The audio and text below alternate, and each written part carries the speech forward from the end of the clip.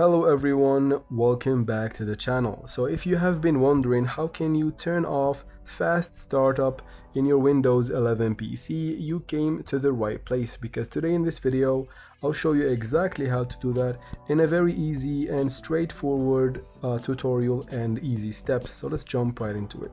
First, let's click on Start right here, and then in the search bar in this window, search for Control Panel.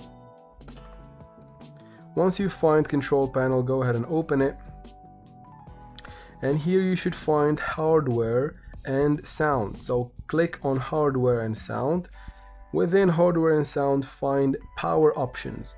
Go ahead and open Power Options, and then here in the left side of the screen you find Choose what the power buttons do.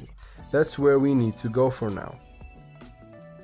Now, as you can see guys, here are some options that we need to change. The ones that we need to change are going to be under shutdown settings, and the one specifically that we need to toggle off is turn on fast startup.